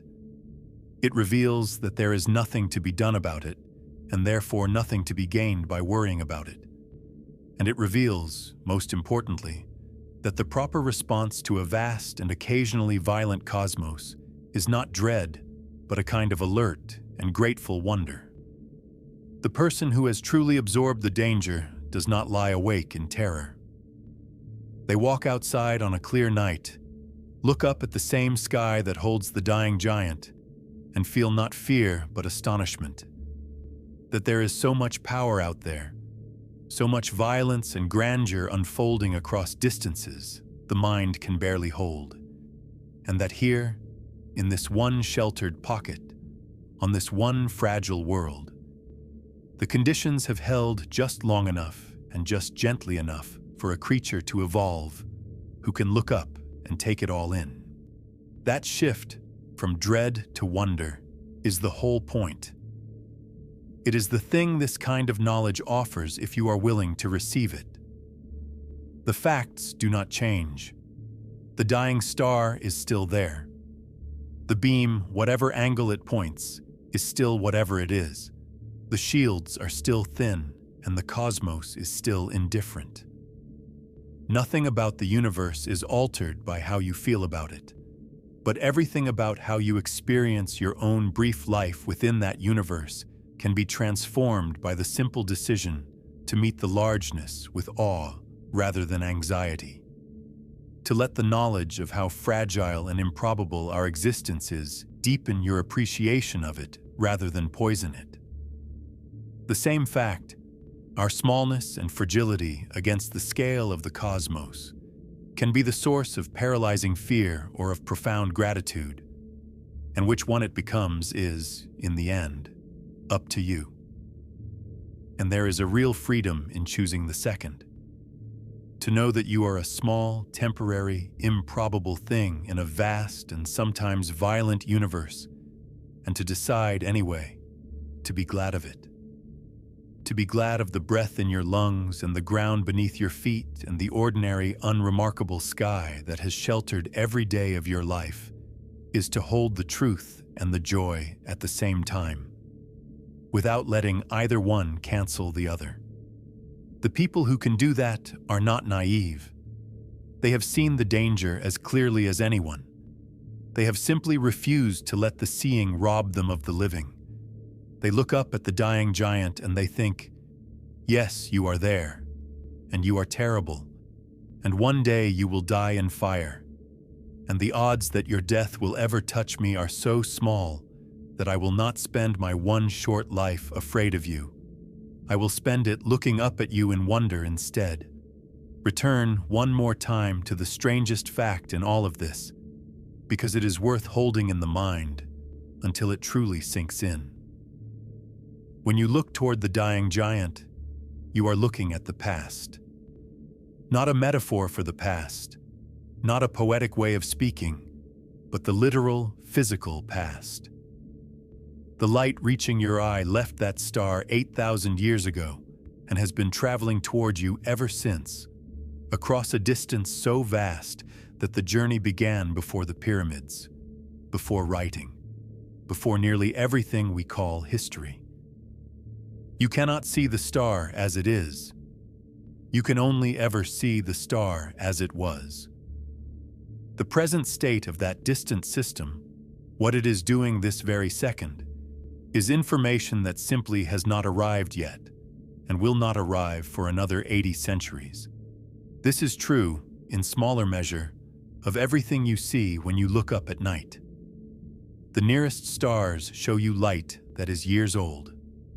The brighter stars of the familiar constellations show you light that is decades or centuries old. The faint band of the Milky Way is light that has traveled for thousands of years. And the distant smudges of other galaxies, just visible to the naked eye under a dark sky, show you light that left before there were human beings at all. The night sky is not a snapshot of the present. It is a vast collage of different pasts, each point of light a separate moment in the long history of the cosmos, all of them arriving at your eye together to form a single image that exists, in truth, only in your seeing.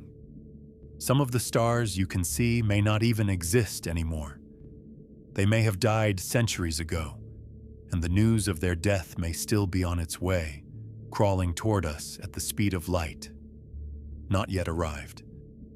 When you look up at night, you are gazing into a graveyard and a nursery at once, seeing the living and the long dead side by side, unable to tell which is which, because the light that would tell you is still in transit across the unimaginable dark.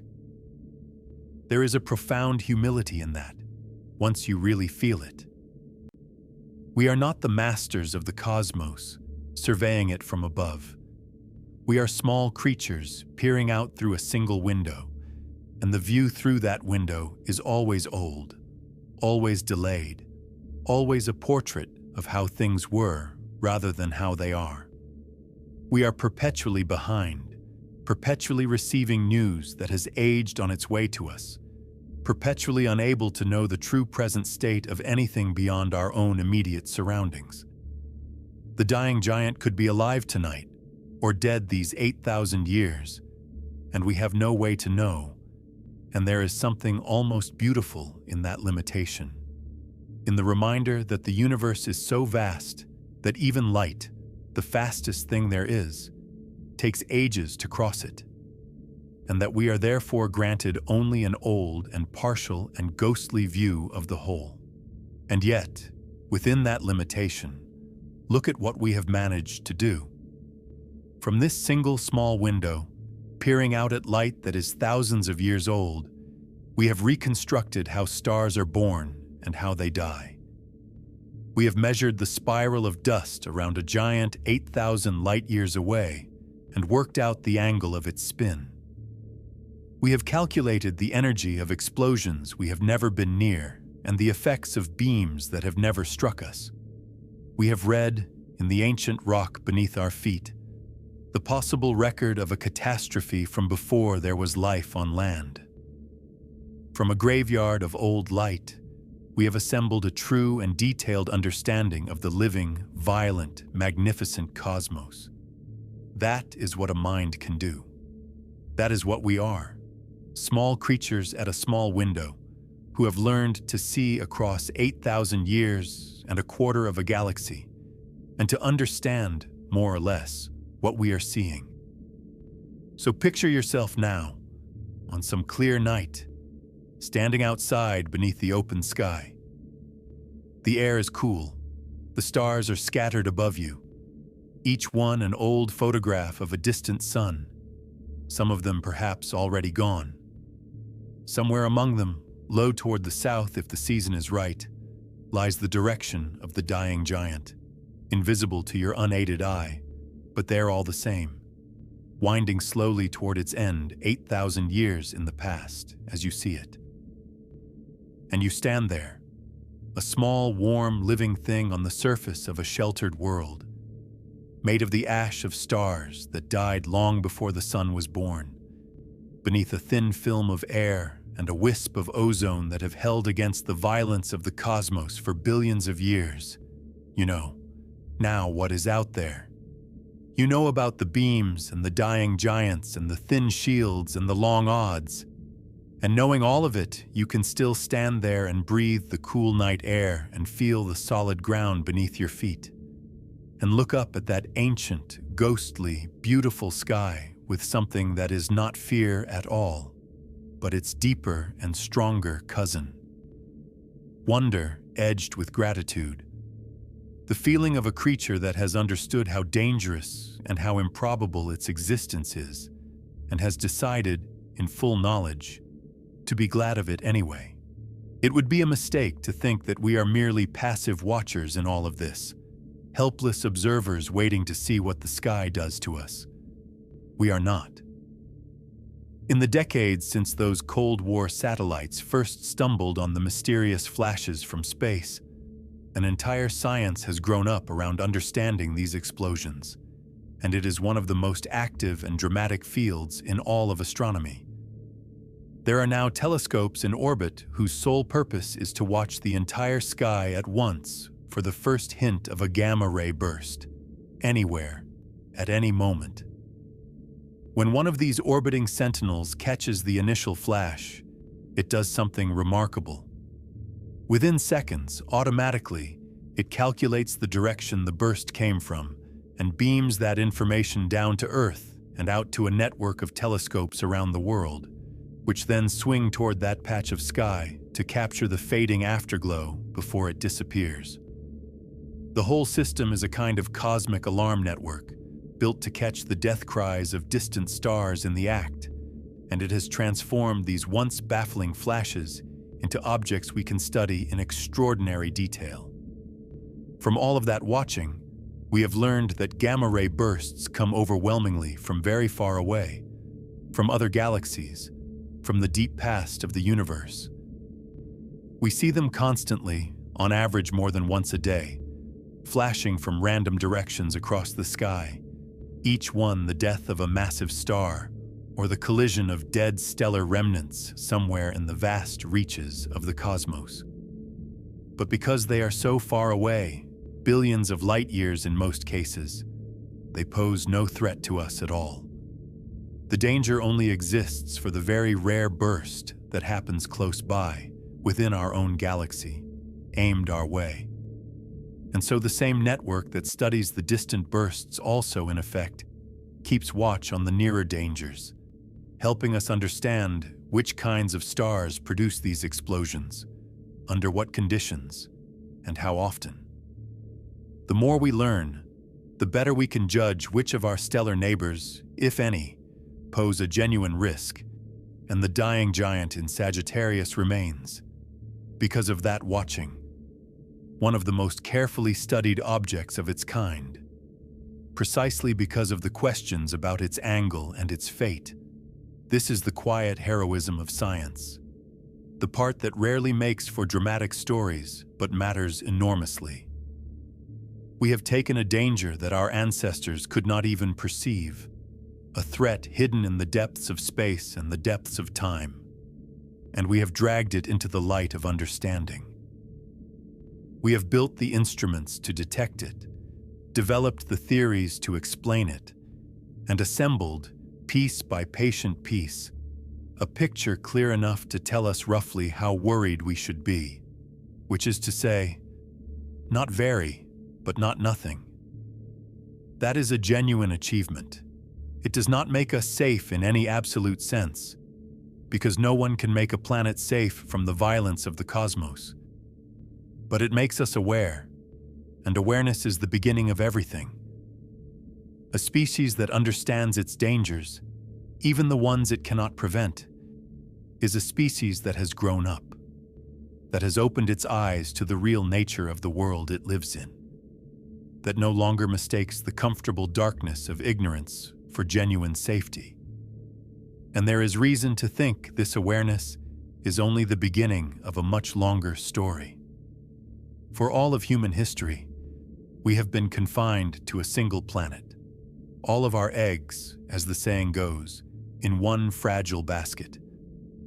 A single world, however sheltered, is always vulnerable, because whatever happens to that one world happens to all of us. But there is nothing written in the laws of nature that says we must remain forever on a single planet.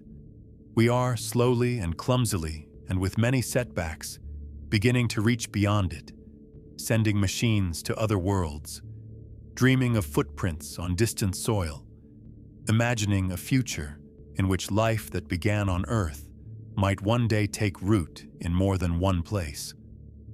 And a species spread across many worlds is far harder to threaten than a species confined to one. A beam that struck a single planet, even devastatingly, would no longer be able to end everything if everything were no longer gathered in a single place. The very fragility that makes us so vulnerable now may, in the long run, be the thing that drives us outward, that pushes us to become something more durable and more distributed than a single delicate world can ever be.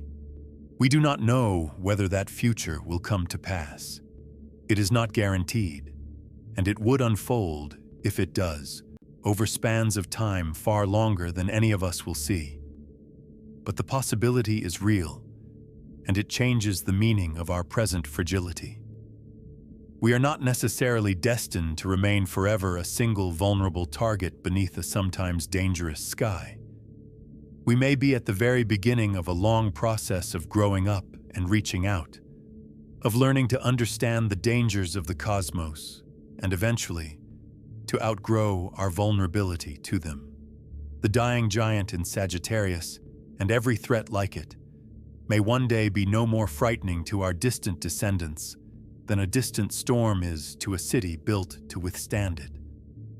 The fear we feel tonight may be a feature of our infancy, the fear of a young species still confined to its cradle, still learning the size and the shape of the dangerous, magnificent universe it has been born into.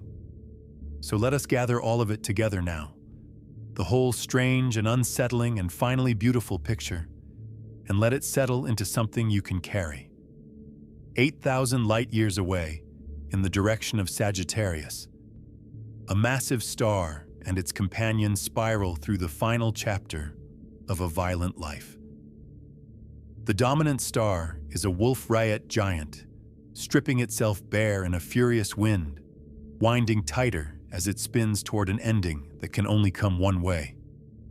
When it dies, perhaps 100,000 years from now, perhaps more, it may collapse into a black hole and fire two narrow beams of the most concentrated energy the universe can produce, one out of each pole, screaming into space at nearly the speed of light.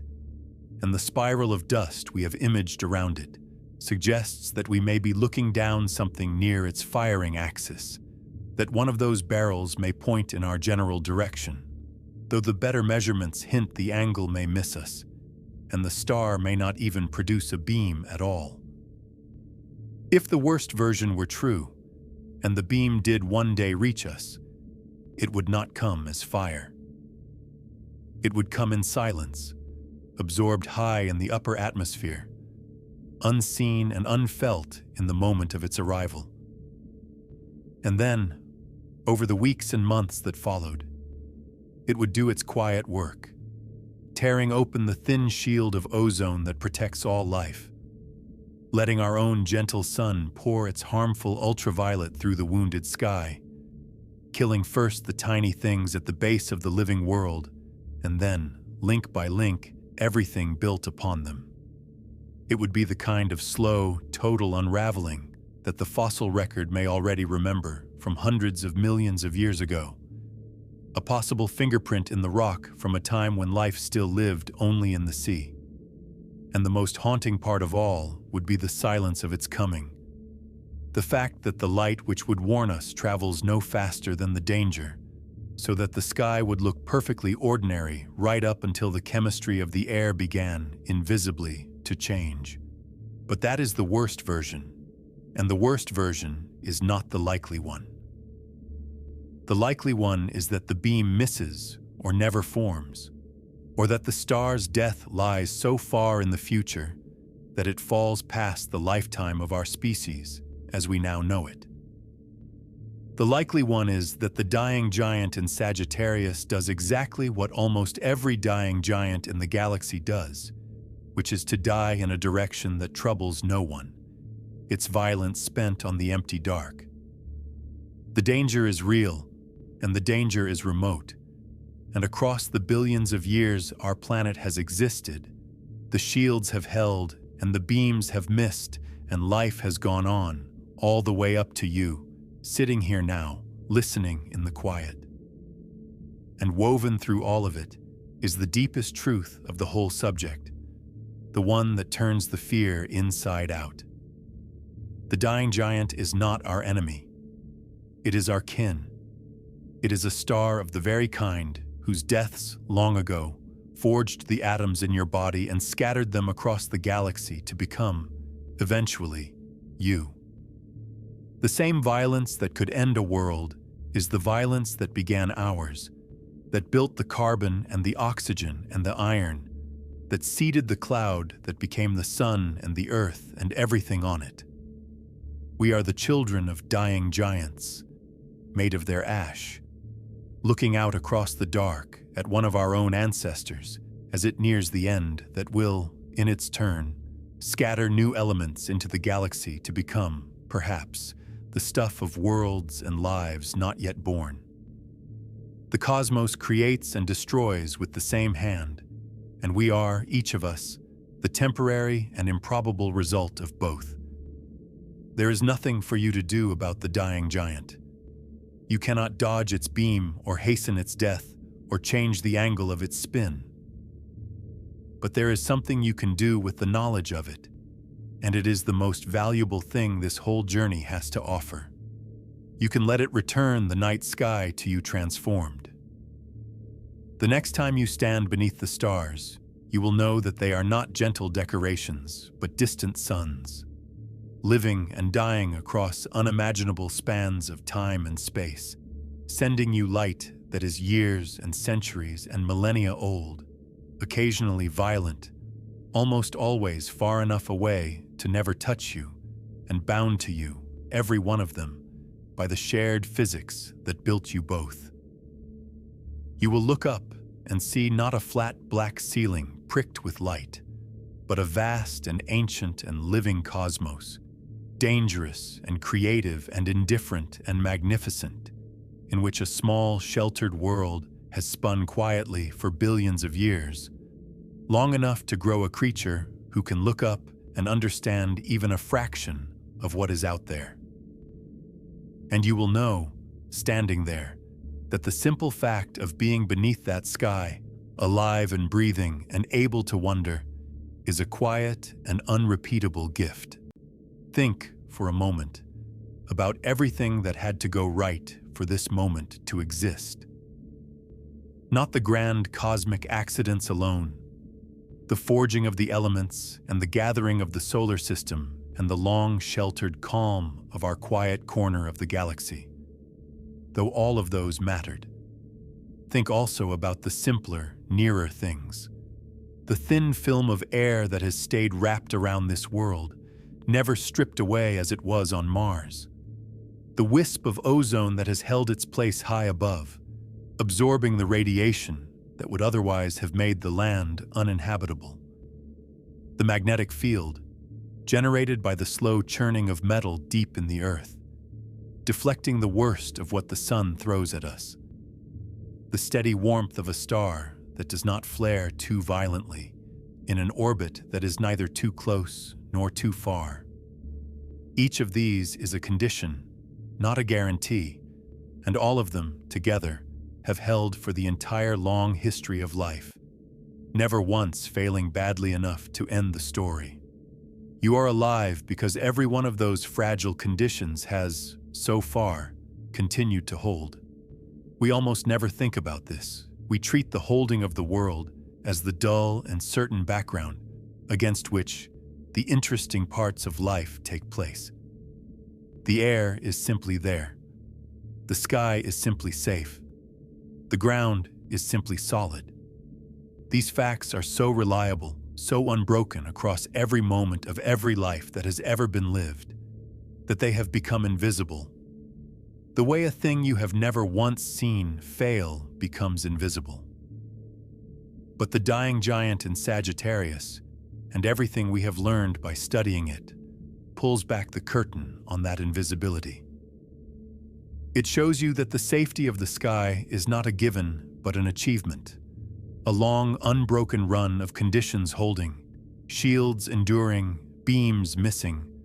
A streak of cosmic good fortune so reliable that you mistook it for permanence.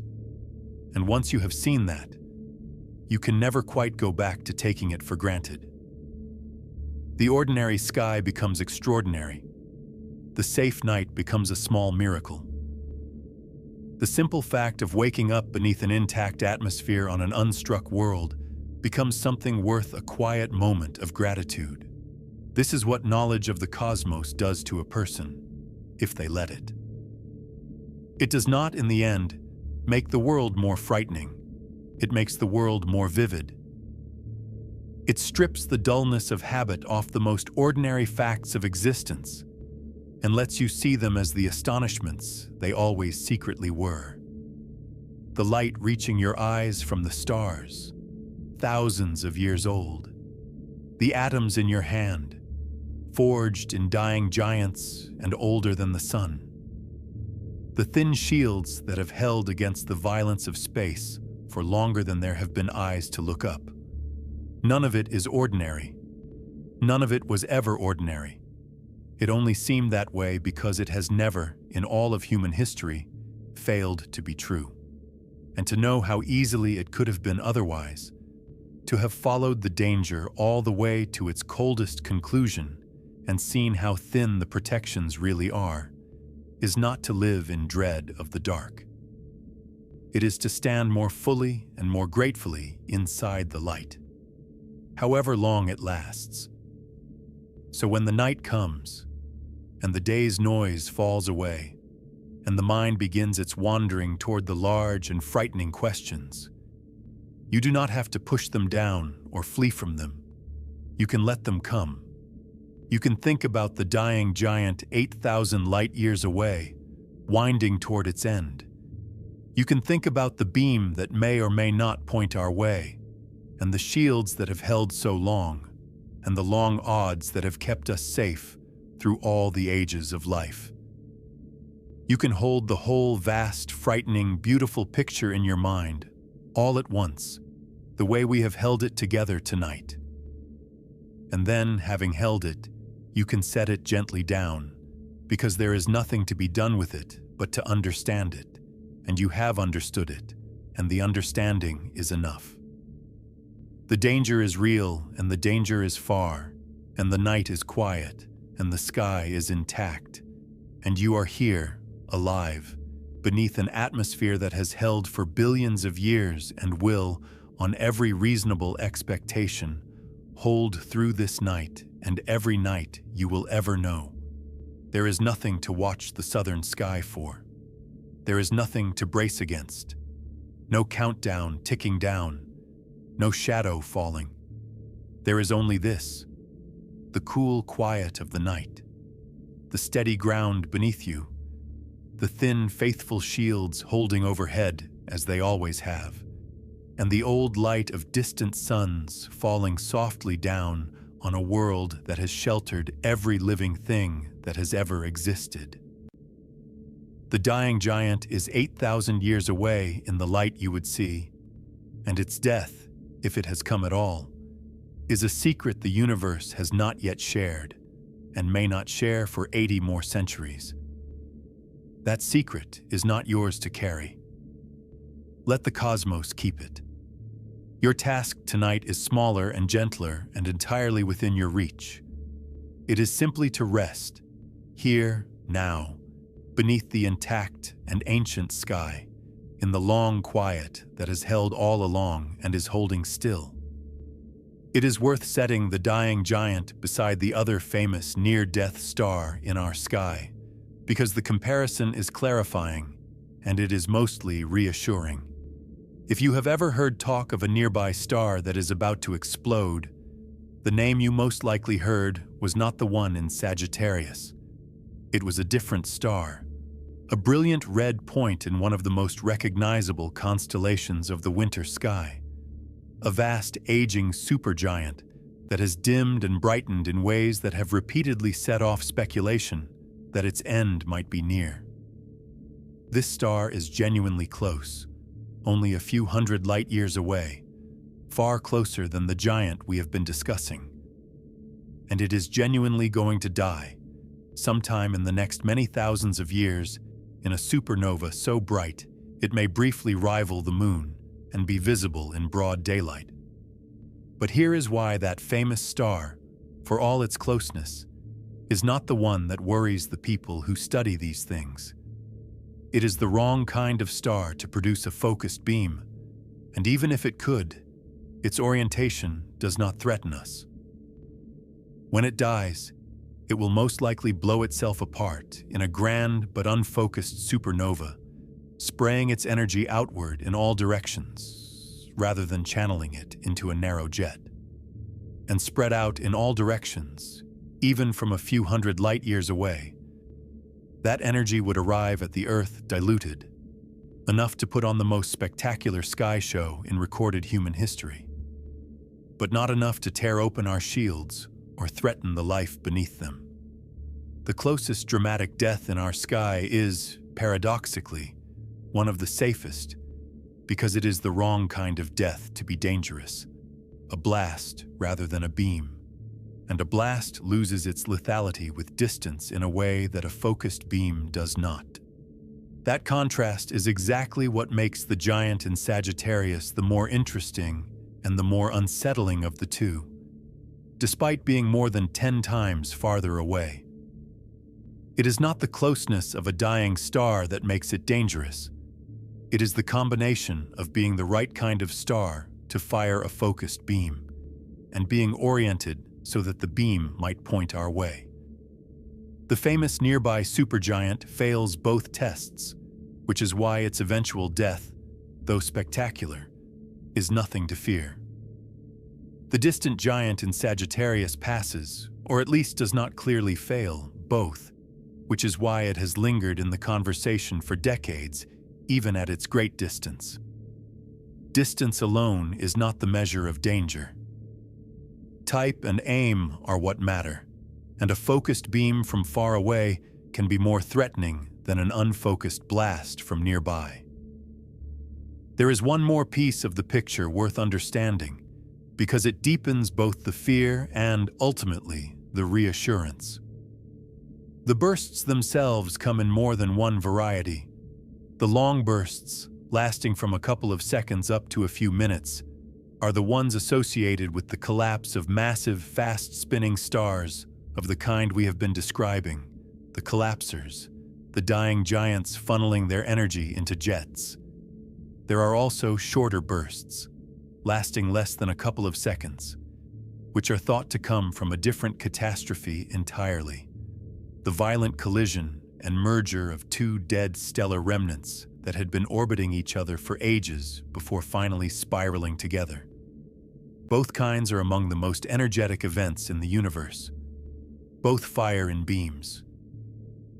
But it is the long bursts, the death cries of the spinning giants, that are tied to the kind of star now dying in Sagittarius, and it is the geometry of that kind of death, the tight jet along the spin axis, that turns an ordinary stellar collapse into a directed thing that has to be aimed to harm you. And aim, in the end, is everything, and aim is mostly on our side. The jet is narrow, the sky is enormous.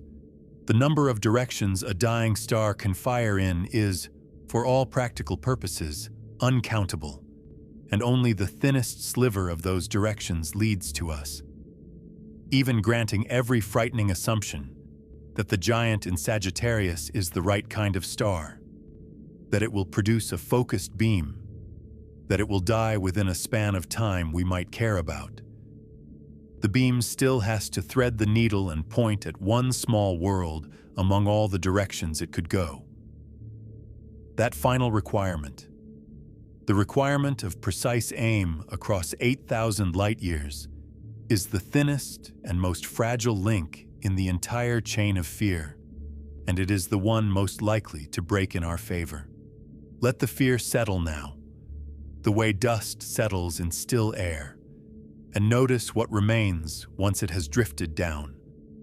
What remains is not panic, because panic cannot survive contact with the real odds and the real distances and the real timescales. What remains is something slower and steadier and far more useful. A sober, clear-eyed wonder, an awareness that the universe is larger and stranger and more powerful than we are usually willing to feel, and that we are smaller and more fragile and more improbable than we usually admit, and that none of this is cause for despair, but rather cause for the deepest kind of gratitude there is.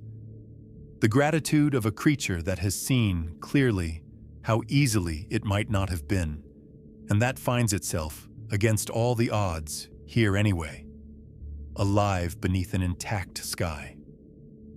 The dying giant will go on winding toward its end, 8,000 years away in the light we see, indifferent to us, neither malicious nor merciful, simply a star obeying the same physics that built us. The beams, when they come, will fire in whatever direction the spin decrees, and the overwhelming likelihood, across all the directions they could go, is that they will fire into the empty dark and trouble no one. The shields overhead will go on holding, the thin film of air, the wisp of ozone, the invisible magnetic veil, as they have held through every age of life on this world. And the long quiet that made you possible will go on, very probably, for longer than your mind can hold, far beyond this night, far beyond this year, far beyond any span of time that has a name in any human language. So there is nothing for you to do now but rest. You do not have to keep the sky safe.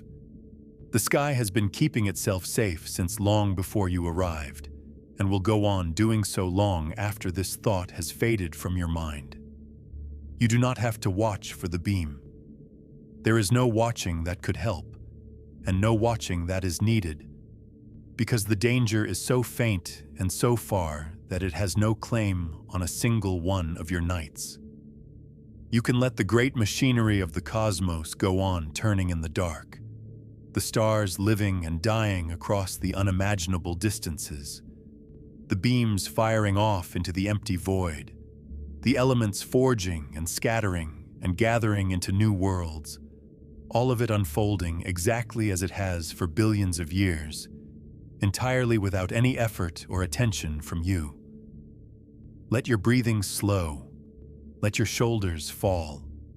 Let the thin shields hold overhead, as they always have without your help.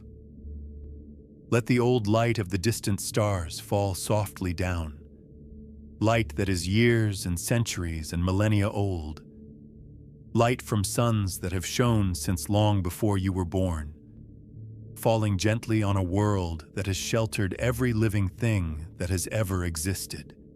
You are made of the ash of stars like the one in Sagittarius, and you are sitting beneath a sky that has protected you every day of your life. And the danger out there, real as it is so remote that it cannot touch this quiet hour or any quiet hour you will ever have. There is only the night and the steady ground and the intact and ancient sky and the long, unbroken calm that has held all along and is holding still. The giant is dying, 8,000 years away in the only light we have of it. The beam may point our way or may not, and may never come at all. But tonight, here beneath the thin and faithful shields that have never failed, the sky is whole and the world is turning, and you are safe enough to close your eyes. The shields are holding. They have always been holding. And tonight, as you let go of the day and drift toward sleep, they are holding still.